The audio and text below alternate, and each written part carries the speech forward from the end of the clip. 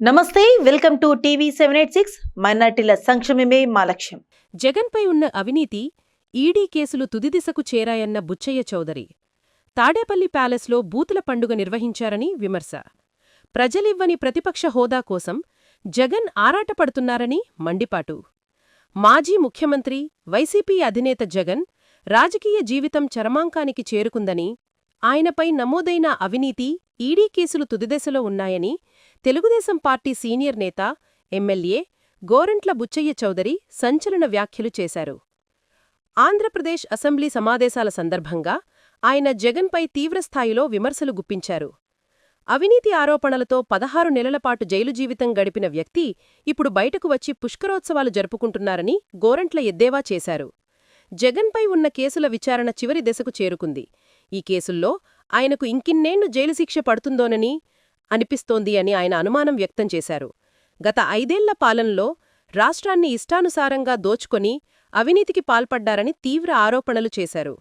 సామాజిక మాధ్యమాల్లో అసభ్య పదజాలాన్ని వ్యాప్తి చేసేందుకే తాడేపల్లి ప్యాలెస్లో బూతోత్సవం నిర్వహించారని బుచ్చయ్య చౌదరి మండిపడ్డారు. ఎన్నికల్లో ప్రజలు తిరస్కరించి ఇవ్వని ప్రతిపక్ష హోదా కోసం జగన్ పట్టుబడ్డటం ఆయన అవివేకానికి నిదర్శనమని విమర్శించారు.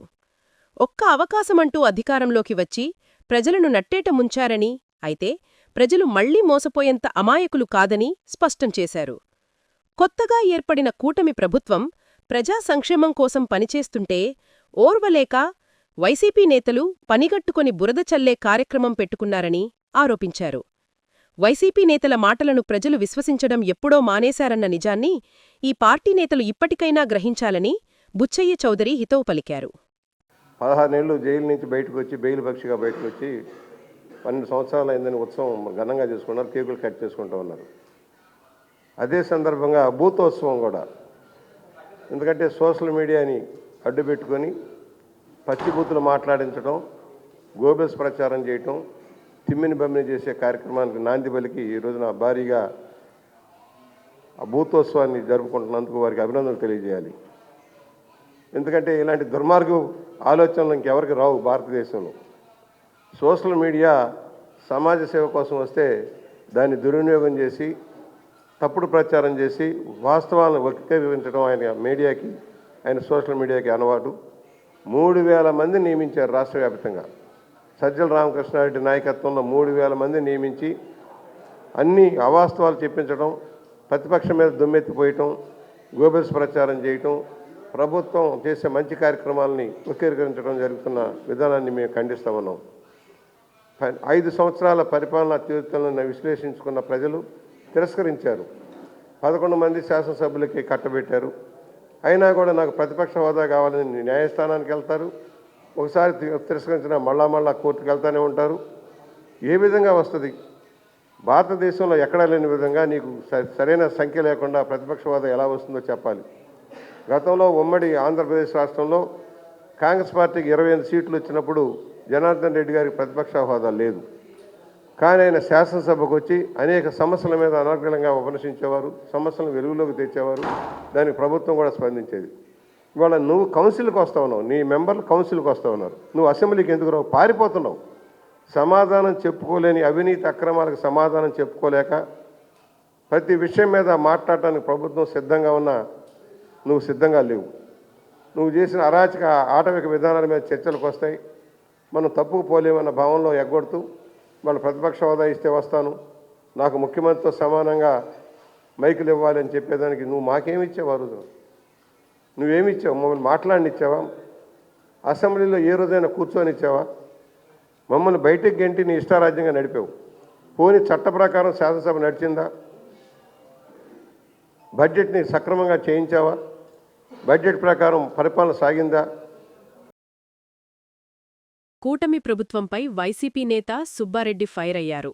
విద్యార్థుల కోసం మెడికల్ కళాశాలలను తీసుకొస్తే వాటిని ప్రైవేటీకరణ చేస్తున్నారని మండిపడ్డారు. అసెంబ్లీలో ప్రజల సమస్యలపై మాట్లాడేందుకు ప్రతిపక్ష హోదా అడుగుతున్నామని, దీనిపై ప్రభుత్వం ఎందుకు స్పందించడం లేదని అన్నారు. ప్రజల వాణి వినిపించాలంటే ప్రతిపక్ష హోదా ఇస్తే ప్రతిపక్ష హోదా నాయకుడిగా సమయం ఎక్కువ కేటాయిస్తారు కాబట్టి ప్రజా సమస్యపై స్పందించడానికి అవకాశం ఉంటుందని అడుగుతున్నాం ఫస్ట్ నుంచి మేము. దాని మీద వీళ్ళు ఇంక స్పందించట్లేదు, స్పందించినా మేము ఇచ్చే అధికారం లేదంటున్నారు కాబట్టి న్యాయస్థానాన్ని అప్రోచ్ అవ్వడం జరిగింది. జరిగింది. దాని మీద ఆరోపణ చేసేవాళ్ళు తెలుసుకోవాలి. ఎవరు ప్రభుత్వంలో అక్కడ దొంగతనం జరిగితే పట్టుకున్నారు, పరకామణిలో ఏదైతే వాళ్ళు ఆరోపణ చేస్తున్నారో పట్టుకుంది మా ప్రభుత్వంలో, రికవరీ చేసింది మా ప్రభుత్వంలో, చట్ట ప్రకారం కేసు బుక్ చేశారు, దాని కోర్టు చట్ట ప్రకారం ఏ విధంగా సెటిల్ చేయాలో స్వామివారికి చెందాల్సిన సొమ్మును కూడా చేర్చే కార్యక్రమం జరగడం జరిగింది.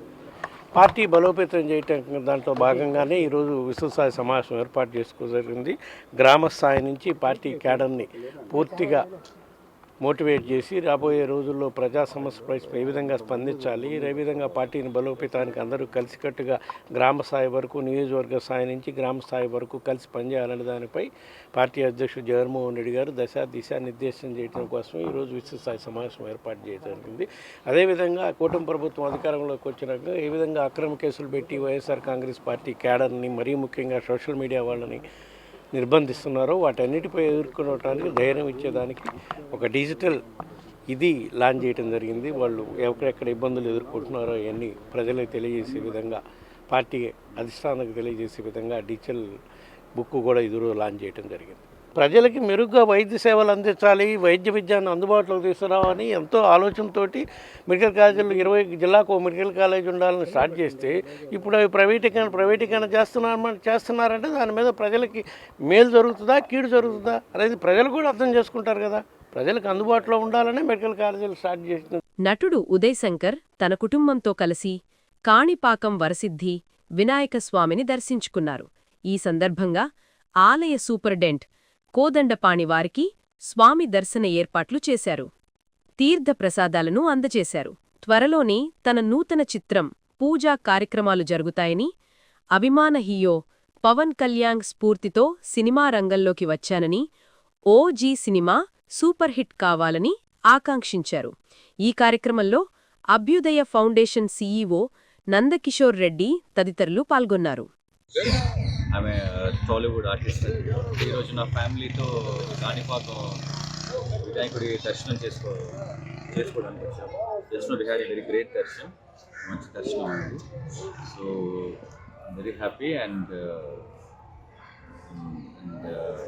వి had a very nice darshan. And ఈ వినాయకుడి బ్లెస్సింగ్స్ అని మా మీద, నా ఫ్యామిలీ మీద, నాకు రాబోయే మూవీస్ మీద ఉండాలని మనస్ఫూర్తిగా. ఎన్ని సినిమాలు చేస్తారు? నెక్స్ట్ 4 మూవీస్ చేశాను. ఫస్ట్ మూవీ ఆట గదిరా శివ, చంద్రసిద్ధార్థ గారి డైరెక్షన్లో, రాక్లైన్ వెంకటేష్ గారి బ్యానర్లో చేశాను. సెకండ్ మిస్ మ్యాచ్ అని, థర్డ్ నచ్చింది గర్ల్ ఫ్రెండ్ అని చేశాను. అండ్ ఇంకా త్వరలో ఇంకో మూవీ స్టార్ట్ కాబోతుంది. The details and all will reveal very soon. ఇంకొక 1-2 వీక్స్లో విల్ రివీల్. సినిమా పేరు సార్ ఇంకేం పెట్టలేదండి, not at finalize. Still pre production work is going on. So title ఇంకా ఇది ఫిక్స్ అవ్వలేదు. And new director and very soon details చెప్తాను. లైక్ ఆబ్వియస్లీ ప్రొడక్ట్ బాగుంది, కానీ మంచి డిఫరెంట్ కథలు రావాలి. Actually stories and all very unique. So వస్తున్నాయి, కానీ ఇంకా we need to improve more.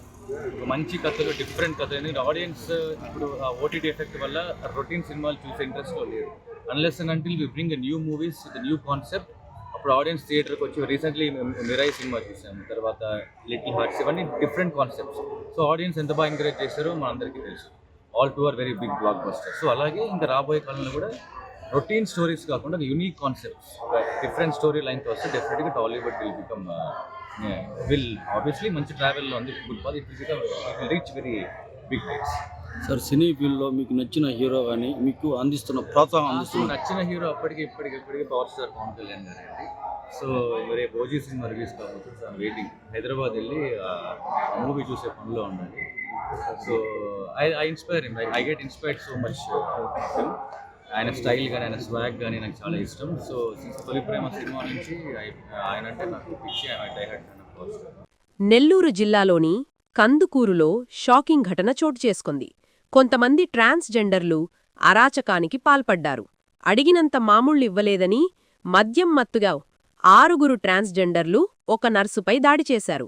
ఆమె జుట్టు పట్టుకుని రోడ్డుపైకి ఈడ్చుకెళ్లి బట్టలు చించివేశారు. ఈ ఘటనతో స్థానికులు భయాందోళనలకు గురయ్యారు. పోలీసులు కేసు నమోదు చేసి దర్యాప్తు చేస్తున్నారు. ప్రకాశం జిల్లా గిద్దలూరు పట్టణంలో దారుణం చోటు చేసుకుంది. అర్ధరాత్రి ప్రైవేట్ ఆసుపత్రికి డెలివరీ కోసం వచ్చిన ఓ గర్భిణీ స్త్రీ ఆసుపత్రి వాష్రూం వద్ద బిడ్డకు జన్మనిచ్చి ఆ శిశువును బకెట్లో పడేసి పరారైంది. అప్రమత్తమైన ఆసుపత్రి సిబ్బంది శిశువును గమనించి పోలీసులకు సమాచారమందించారు. పోలీసులు సీసీ ఫుటేజ్ని పరిశీలించి దర్యాప్తు చేస్తున్నారు. దర్యాప్తు అనంతరం పూర్తి వివరాలు వెల్లడిస్తామని తెలిపారు. సోమవారం రాత్రి 11:30 గంటలకు గర్భిణీ స్త్రీ ఆసుపత్రికి వచ్చినట్లు పోలీసులు గుర్తించారు. అనంతరం ఆమె బిడ్డకు జన్మనిచ్చి వాష్రూంలోని బకెట్లో పడేసి వెళ్లిపోయింది. ఈ ఘటనపై దర్యాప్తు చేస్తున్నామని అర్బన్ సీఐ సురేష్ తెలిపారు. సుమారు రాత్రి 11:30 గంటల సమయంలో ఎవరో ఒక ముగ్గురు వ్యక్తులు గుర్తు తెలియదు, అంటే వాళ్ళు ఎవరో మనకు అడ్రస్ అయితే తెలియదు, బ్రహ్మారెడ్డి హాస్పిటల్ దగ్గరికి వచ్చి ఒక ఆమెకి కడుపు నొప్పి ఉంది, డాక్టర్ గారు ఉన్నారంటే అక్కడున్న వార్డు అతను బాయ్ వచ్చేసరికి డాక్టర్ గారు లేరు, పేషెంట్ ఎక్కడున్నారంటే వాష్రూమ్ పోయినా అని చెప్పేసి అన్నారు. తర్వాత వేరే పేషెంట్ ఉంటే ఆ పేషెంట్ వెళ్ళారు. ఈ క్రమంలోనే ఆ పేషెంట్ వార్డు బాయ్ పేషెంట్ దగ్గర ఉండగా 3:30కి ఒక బకెట్లో బాబు చిన్న అంటే పుట్టిన బేబీ ఏడుస్తూ ఉంటే అక్కడున్న పేషెంట్స్ చూసి ఎవరో ఇక్కడ ఇడిపించిపోయారు అని చెప్పేసి అనగా అంతలోకి వీళ్ళు వార్డు బాబు చూస్తే ఆ బాబు ఆ బకెట్లో ఉన్నాడు. ఆ బాబుని తీసుకెళ్ళి జేవి నారాయణ చిన్నపిల్లల హాస్పిటల్లో చేపట్టడం జరిగింది. బాబుకి ఆరోగ్యం బాగానే ఉంది. కానీ ఈ బాబు డెలివరీ చేసి ఇక్కడ ఇడిపించిపోయిన వాళ్ళు ఇంకా గుర్తులేదు. సీసీ ఫుటేజ్లో మాకు వచ్చినవి. ఆ సీసీ ఫుటేజ్లు మేము వెరిఫై చేయించి వాళ్ళ తల్లిదండ్రులను కనుక్కొని దాని మీద మేము ప్రాపర్గా చర్య తీసుకుంటాము. ఈ బాబును కూడా ఐసీసీఎస్ వారికి హ్యాండ్ ఓవర్ చేస్తాము. వాళ్ళు కూడా దీన్ని ప్రాపర్గా ఏం చేయాలని నిర్ణయిస్తారు. Thank you. ప్రకాశం జిల్లా మార్కాపురం ఎమ్మెల్యే నారాయణ రెడ్డికి వైసీపీ ఇన్ఛార్జ్ అన్నా వెంకటరాంబాబు సవాలు విసిరారు. మెడికల్ కాలేజీని ప్రైవేటు వ్యక్తులకు అప్పగించడాన్ని ఆయన తీవ్రంగా వ్యతిరేకించారు. పశ్చిమ ప్రకాశం ప్రాంతానికి వైసీపీ అన్యాయం చేసిందని ఆరోపణలు వస్తున్న నేపథ్యంలో బహిరంగ చర్చకు సిద్ధమా అని రాంబాబు ప్రశ్నించారు. తమ వాదన తప్పని ప్రజలు అంటే రాజకీయాల నుంచి తప్పుకుంటానని ఆయన స్పష్టం చేశారు. ఎమ్మెల్యే నారాయణ రెడ్డి అహంకారంగా మాట్లాడుతున్నారని, దోపిడీని అరికట్టాలని డిమాండ్ చేశారు. గౌరవ మాజీ ముఖ్యమంత్రి వర్యులు శ్రీ వైఎస్ జగన్మోహన్ రెడ్డి గారి ప్రభుత్వంలో ఈ ఆంధ్రప్రదేశ్ రాష్ట్రానికి 17 ప్రభుత్వ మెడికల్ కాలేజీలు తీసుకురావడం, అందులో 2023 సంవత్సరంలోనే 5 మెడికల్ కాలేజీలని ప్రారంభించి దాంట్లో విద్య కూడా స్టార్ట్ కావడం జరిగింది. గత సంవత్సరం 2 మెడికల్ కాలేజీలు పూర్తయినప్పటికీ ప్రభుత్వాలు మారి కూటమి ప్రభుత్వం అధికారంలోకి వచ్చిన తర్వాత ఆ 2 కూడా మేము నిర్వహించలేము అని చెప్పేసి కేంద్ర ప్రభుత్వానికి వారి అనశక్త కనపరచడం జరిగింది. అంతేకాకుండా ఈ నెలలో క్యాబినెట్ సమావేశంలో 10 మెడికల్ కాలేజీలని పీపీపీ పద్ధతిలో ప్రైవేటు వ్యక్తులకు దారాదత్తం చేసేదానికి నిర్ణయం తీసుకోవడం, వాటిని టెండర్లు పిలవడం జరిగింది. వీటన్నిటి దరిమల ప్రభుత్వ పరంగానే ఈ మెడికల్ కాలేజీ, దానికి అనుసంధానమైనటువంటి హాస్పిటల్, టీచింగ్ హాస్పిటల్ ప్రభుత్వ పరంగానే ఉండాలి. తద్వారానే పేద విద్యార్థులకు మంచి విద్య అందుద్ది, పేద ప్రజలకు నాణ్యమైనటువంటి మెరుగైనటువంటి సేవలు అందుతాయి. కాబట్టి మీ నిర్ణయాన్ని పునర్సమీక్షించుకొని అది వాపస్ తీసుకొని ప్రభుత్వ పరంగానే కాలేజీలు ఉంచాలి అని చెప్పేసి ఈ నెల 19వ తేదీన వైఎస్ఆర్ కాంగ్రెస్ పార్టీ ఆధ్వర్యంలో రాయవరం దగ్గర ఉన్నటువంటి మెడికల్ కాలేజీ దగ్గరికి వెళ్ళడం జరిగింది. దానికి పోటీగా ఈ నెల 21వ తేదీన మార్కాపురం గౌరవ శాసనసభ్యుల వారి నాయకత్వంలో వారి కూటమి ప్రభుత్వానికి చెందినటువంటి నాయకులు అందరూ కూడా అక్కడికి వెళ్ళడం, వైఎస్ఆర్ కాంగ్రెస్ పార్టీ తెలుగుదేశం పార్టీ మీద నిందలు మోపుతుంది. శ్రీవారి సాలకట్ల బ్రహ్మోత్సవాలను వైభవంగా నిర్వహించేందుకు టీటీడీ అన్ని ఏర్పాట్లు పూర్తి చేసింది. స్వామివారి వార్షిక బ్రహ్మోత్సవాలు అక్టోబర్ 2 వరకు జరగనున్నాయి. ఈ నేపథ్యంలో తిరుగిరిలను దేవలోకంలా తీర్చిదిద్దారు ఎలక్ట్రికల్ విభాగం అధికారులు. వివిధ రకాల అవతారాలు, రంగురంగుల వర్ణాలు జ్వలింపజేసే విద్యుత్ దీపాలు భక్తులను విశేషంగా ఆకట్టుకుంటున్నాయి. అలంకార ప్రియుడైన శ్రీనివాసుడు కొలువైన 7 కొండలపై వెలిసిన ఆలయ మహాగోపురంతో పాటు తిరుమలలోని కూడళ్లు అన్నీ విద్యుత్ దీపాలంకరణతో దేదీప్యమానంగా వెలిగిపోతున్నాయి. కలియుగ వైకుంఠంగా పేరుగాంచిన తిరుమల కొండను శ్రీవారి నవరత్న బ్రహ్మోత్సవాలను పురస్కరించుకుని శోభాయమానంగా తీర్చిదిద్దింది టీటీడీ. శ్రీవారి వాహన సేవలను, మూలమూర్తి దర్శనార్థం తిరుమలకు వస్తున్న భక్తులు నిజంగానే వైకుంఠంలోకి ప్రవేశించామన్నట్లు ఈ ఏటా టీటీడీ అలంకరణలు చేసింది. వివిధ రకాల అరుదైన పుష్పాలతో పాటు పలు రకాల పండ్లతో శ్రీవారి ఆలయాన్ని సర్వాంగ సుందరంగా తీర్చిదిద్దారు టీటీడీ ఉద్యానవన సిబ్బంది. శ్రీవారి ఆలయ మహాగోపురంతో పాటు ఆలయం లోపల నుంచి అలిపిరి వరకు వివిధ రంగుల కాంతులను వెదజల్లే విద్యుత్ దీపాలతో అత్యంత సుందరంగా అలంకరించారు. జూబ్లీహిల్స్ నియోజకవర్గం Rahmat Nagar division SPR hills క్రీడా మైదానంలో సిఎన్ రెడ్డిగారి ఆధ్వర్యంలో ఘనంగా బతుకమ్మ సంబురాలు.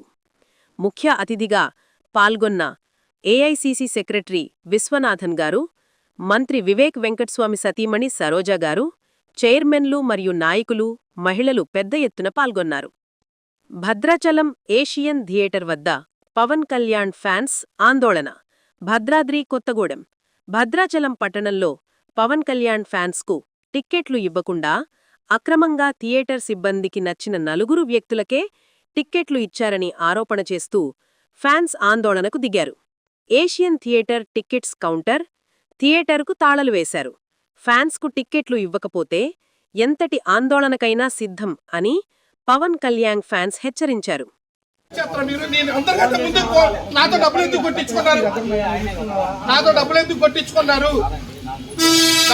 కొట్టించుకున్నారు? అమౌంట్ ఫోన్ పే చేసిన తర్వాత మీకు గంటలో ఇస్తుంది వెళ్ళిపో అన్నారు. ఇప్పుడు దాకా టికెటే లేదు. డబ్బులు ఎందుకు కొట్టించుకున్నారు? భాగ్యనగరంలో సినీ నటి భాగ్యశ్రీ సందడి చేసింది. హైదరాబాద్ శరత్ సిటీ మాల్లో నూతనంగా ఏర్పాటు చేసిన అలా దక్షిణాపురంలో రెస్టారెంట్ను సంస్థ ప్రతినిధులతో కలిసి ఆమె ప్రారంభించారు. 5 దక్షిణాది రాష్ట్రాల విభిన్న వంటకాల రుచులను ఒకే చోట అందించడం అభినందనీయమని ఆమె తెలిపారు. వెజ్, నాన్ వెజ్ వంటకాలను అరటి ఆకులో వడ్డించడం తమ ప్రత్యేకత అని నిర్వాహకులు తెలిపారు. అందరికీ నమస్కారం. నేను మీ Bhagyashree and I'm here at Ala Dakshinapuramlo at AMB Mall and I think this is the second branch that you guys are opening and I'm very excited to be here. I heard that they're going to open many more branches in the upcoming year and I went through their menu and I think you guys have a lot of varieties of all the 5 South Indian states and I'm very excited. You're going to make me try it? Yes. So yeah, a lot of yummy food and I think when you guys come to AMB Mall for shopping, you can come here and grab some bite and enjoy the food. Thank you. What is your favorite food? What is your favorite food? Rasam. Rasam. Chala. Rasam ఉంది మీ దగ్గర? ఉంది. Yeah. Non veg? Only pure veg. అలా దక్షిణాపురం ఇది 2వ branch మాది. అలా దక్షిణాపురంలో భాగ్యశ్రీ గారితో ఓపెన్ చేపిస్తున్నాము. I always feel she's heart throbbing for Gen Zs and all these new generation crowd and AMB మాల్లో ఎస్పెషల్లీ ఐ థింక్ షాపింగ్ చేసే వాళ్ళకి లైక్ కింద ఫుడ్ కోర్ట్స్లో వెయిట్ చేసే వాళ్ళకి వీళ్ళందరికీ మంచి ఫైన్ డైనింగ్ ఎక్స్పీరియన్స్ ఇవ్వాలనుకున్నాం. దాంతో అందుకే ఈ మాల్ చూస్ చేసుకుని 2వ బ్రాంచ్ స్టార్ట్ చేసాం. ఇదే ఇయర్లో we're opening another 4 outlets across various cities. So that's the plan. And maybe వాటికి కూడా భాగ్యశ్రీ గారిని చీఫ్ గెస్ట్ కింద ఇన్వైట్ చేద్దాం అనుకుంటున్నాం. So thank you for coming and it's pleasure hosting you here today. అలా దక్షిణాపురంలో ఇది 5 సౌత్ స్టేట్కి సంబంధించిన రెస్టారెంట్ అండి. Like let's say Kerala to Andhra Pradesh, Kerala, Telangana, Karnataka, Tamil Nadu and ఆంధ్రప్రదేశ్కి సంబంధించిన అన్ని స్పెషల్ డిషెస్ ఇక్కడ అవైలబుల్ ఉంటాయండి. అన్ని special dishes. You call Thalappakatti biryani, you call Dindigul biryani, you call Suban biryani, whatever it is. I think any special items from all these 5 states are available in one place. Prices decent, good enough. In fact, better than many like let's say food courts and competitors in this mall at least.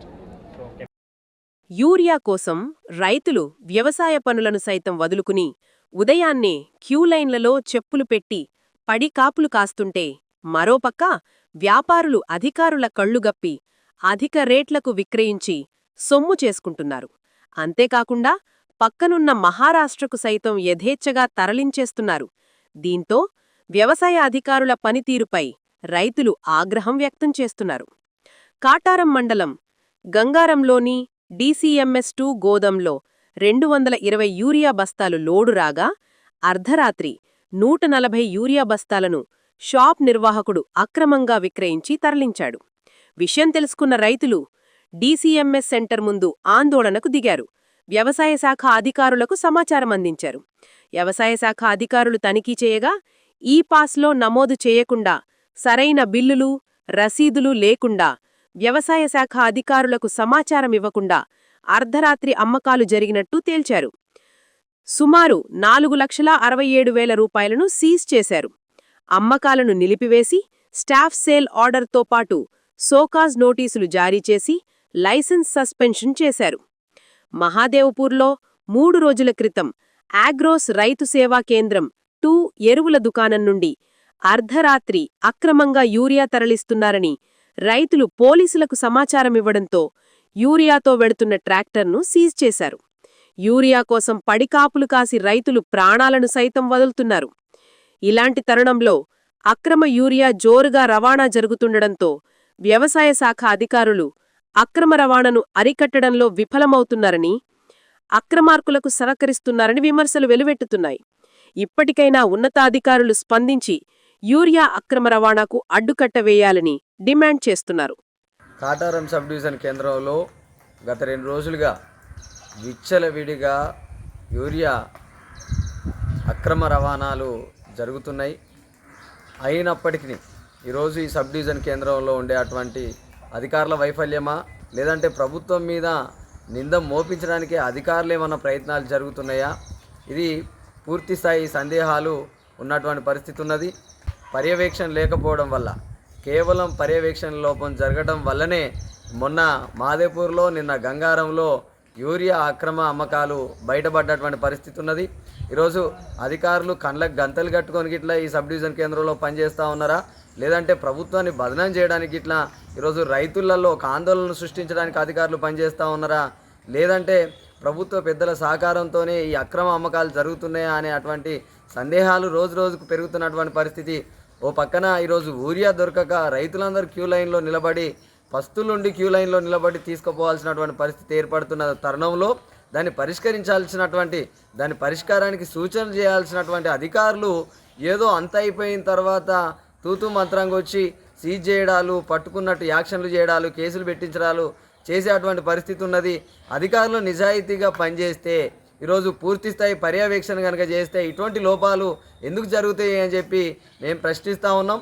ఈరోజు అధికారుల పర్యవేక్షణ లోపం తప్ప ఇందులో ఇంకోటి లేదు అని అంటే మీరు ప్రభుత్వాన్ని బదనాం చేయడం కోసమే ఇటువంటి ప్రయత్నాలు చేస్తున్నారు అనేది మేము చాలా స్పష్టంగా భావించాల్సి వస్తుంది. తక్షణ చర్యలు తీసుకోవాలి. చర్యలు తీసుకుంటే తప్ప అధికారులకు బుద్ధి రాదు అనేది చాలా స్పష్టంగా కాటారం సబ్ డివిజన్ కేంద్రంలో అర్థమవుతా ఉన్నది. ఇవి ఇప్పుడు అప్డేట్స్. మరిన్ని అప్డేట్స్ కోసం స్టే ట్యూన్డ్ విత్ TV 786.